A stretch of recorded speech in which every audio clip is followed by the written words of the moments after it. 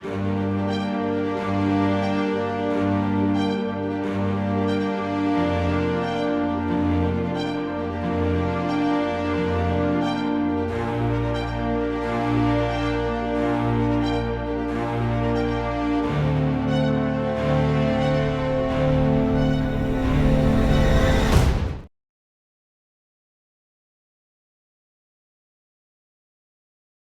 was singing NUUU this morning, and you know, like the pictures Ava does, the nature and the mountains and that, and it was but it was like I was there and I was just looking up, and it was just like it was that view, beautiful mountains, lakes, all natural environment, and then Rebisar was he was on top of it all.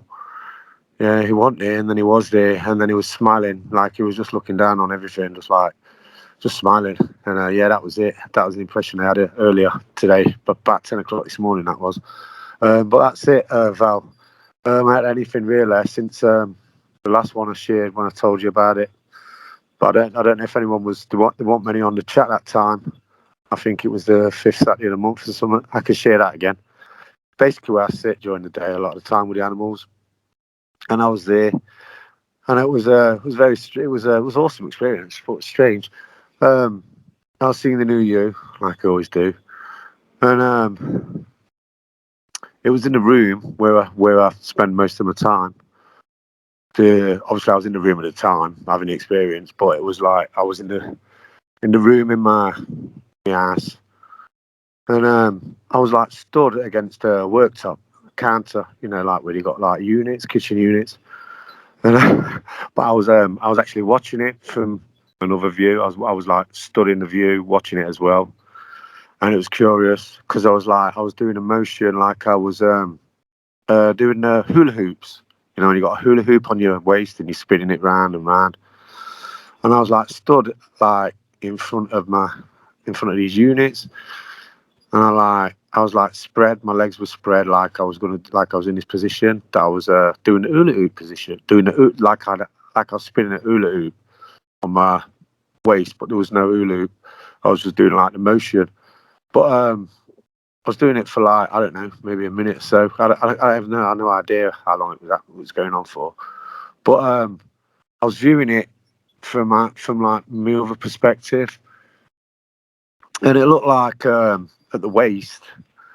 For my body, it was all like it couldn't contain the light, if you know what I mean. The light was like the top half of my body was like it was strange because I've been thinking about it. It was like, you know, if you got one of them, I don't know, say you'd break your body down into sections. Well, the waist is on top of the legs, the hips, and that, and it's like it was separate, if you know what I mean. Like imagine it was blocks, and there was nothing coming underneath, but from my waist, it was like the light was like coming up, like the top part of my body couldn't contain the light. But as I was doing this motion, my body was throwing out all like these. I recognised one. It was the flower of life, and it was just going all over, and it was like hitting the walls. But I was watching it obviously from outside of the body that was having the experience, and then I was in the body that was having the experience, and I was watching it hit the walls, and there was like golden, and like I don't know what they were, symbols or whatever, but I recognised one of them was the flower of life. The rest of them were whatever they were, and that was it. Yeah, I thought that was weird and interesting. Yeah, that's it. That's about all I got. Yes, thank you, Pearce. Well, you're just seeing what's taking place. It's just very, very simple. So, you know, wherever we put our awareness, and as things happen and things are shown to us, etc. So, you know, these are experiences that we have on our way to recognizing what all life is. So, yes, thank you for sharing, Pearce, because it's always important to share, because the world is, you know, wanting to see something real, but at the same time, and experience something real and hear about it, but at the same time, yeah, they have a lot to learn to come around to be able to recognize even what we're presenting. So every little bit helps. Yes, thank you. Two experiences actually. One happened yesterday and one happened today. Yesterday it was kind of sudden feeling of energy stream, let's say, which I felt, which made me um, stand still for a few moments. And it was interesting because it was the energy like going from the earth up uh, through the body. And I'm familiar with Kundalini. We I had it. We we, we used to have some exercises about it some 20 years ago, so I know how it feels and looks like and things like that. But mm, mm, I do not dwell into those things long ago for quite a long time because I don't find it anything special or worth paying attention to. In a sense of, okay, Matrix and real life, so why would I pay too much attention to the energy sensations in the Matrix? And so it was yesterday, but today was more interesting, as if some kind of portal opens in front of me, okay? So I was sitting, doing something else, and then somehow the sun appears from the clouds, and then you know those sun gazing techniques and things like that. So I start gazing at it, and then somehow some kind of portal opens. I don't know how to describe it better. And then, and I had the impression that through our sun, the portal opens into the central sun, if that makes sense. I don't know much about it, but there are many people rambling about it. So it is not that I was looking for it. It was just the impression. So that portal opens and something which I can only call plasma starts coming from there.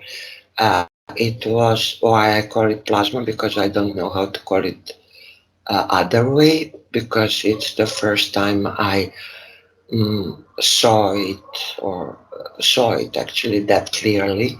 It was like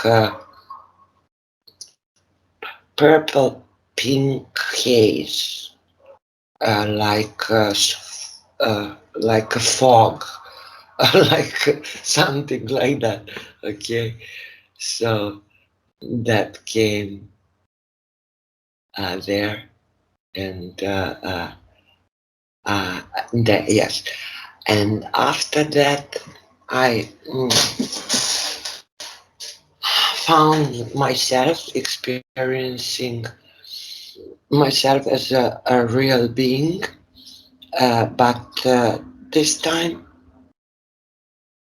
it was interesting. It's not the first time, but this time it was more complex and interesting because it was I was a real being, but everything I was within the life. Okay, so uh, uh, the whole of life is like, shall we say, a layer above the beings. Okay, so I was still a one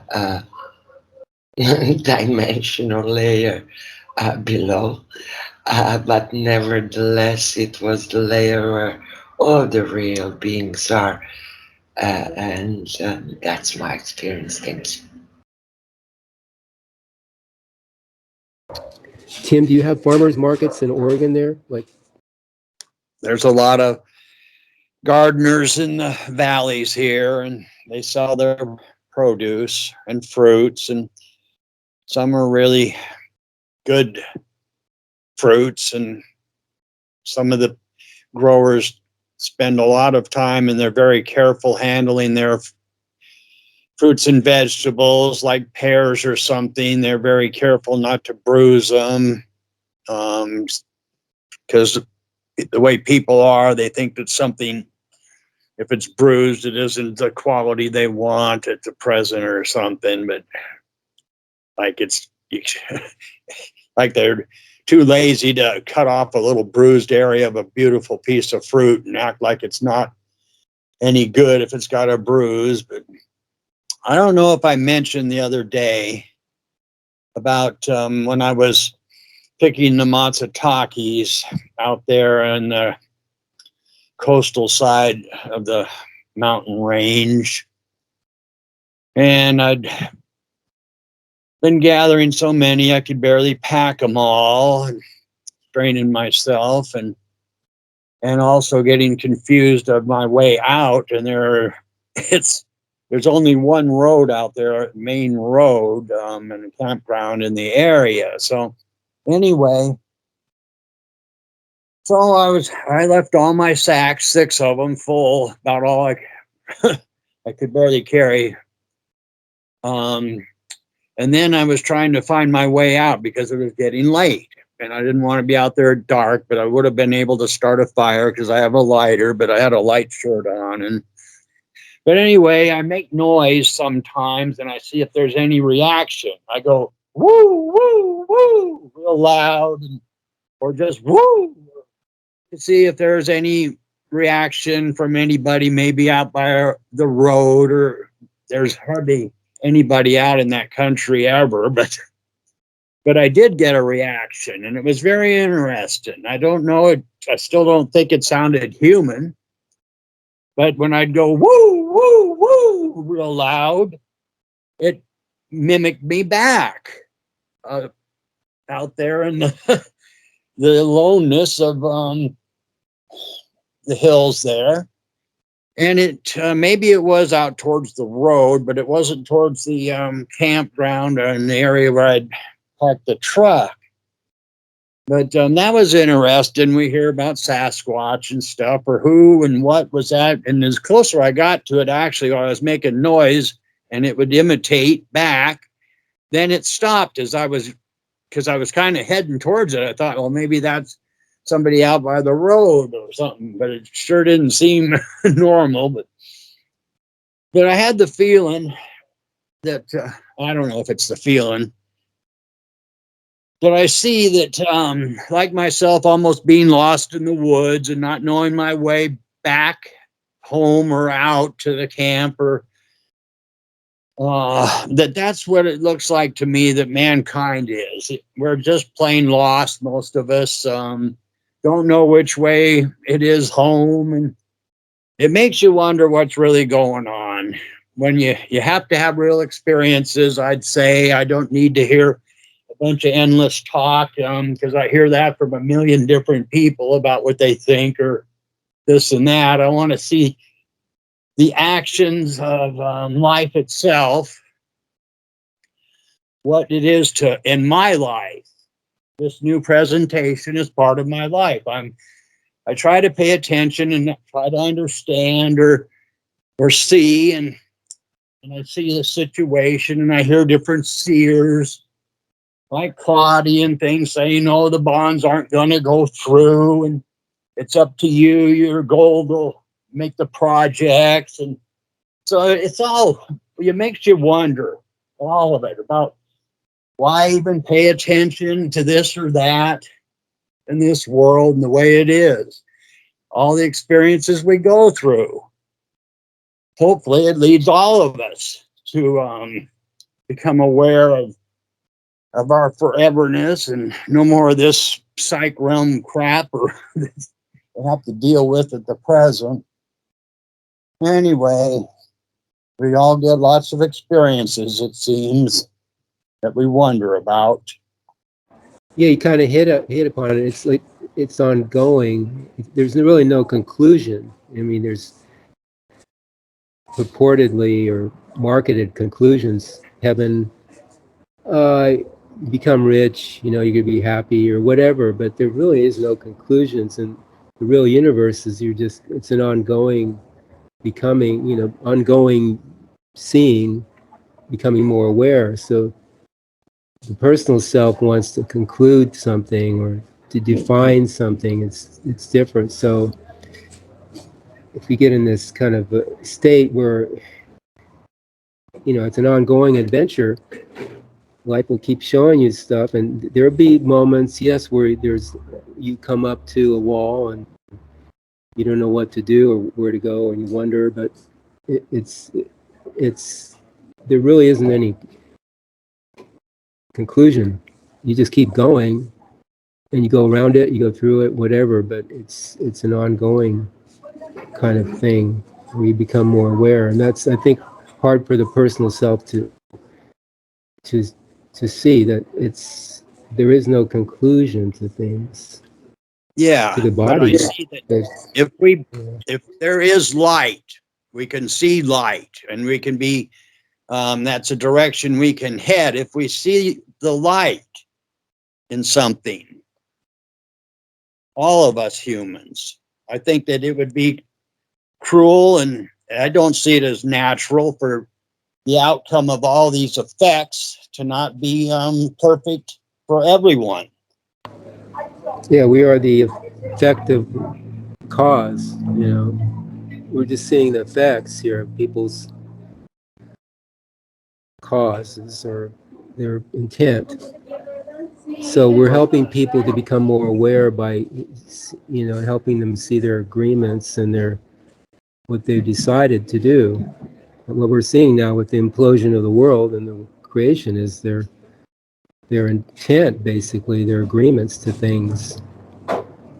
Yeah, but It's a those big would challenge. just be more experiences or lessons. If we're dealing with forever, it should come out perfect.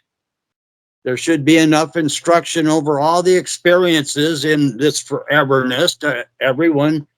Every awareness that exists would be conscious of the best way to be, or how life really is. If we have to have this comparison of the suffering of the earth at the present, that's a good thing. Let it blow to hell if it all comes out for the best.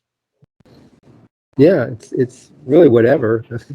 It's just we each have our own individual awareness that's is related to the overall awareness and isness, and we just have to figure out how we fit in and then support each other in doing so.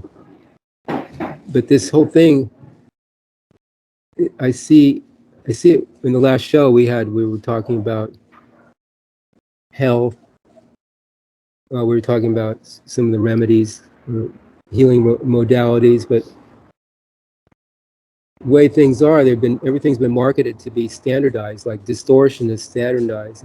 It's standardized now to be sick. You know, basically, it's where the indigenous people were basically, you know, healthy because they live with the environment. If something happened, they tweak it maybe a little bit, but now it's like a big major thing to heal yourself because it's been standardized to be sick. Cancer is like standard, you know.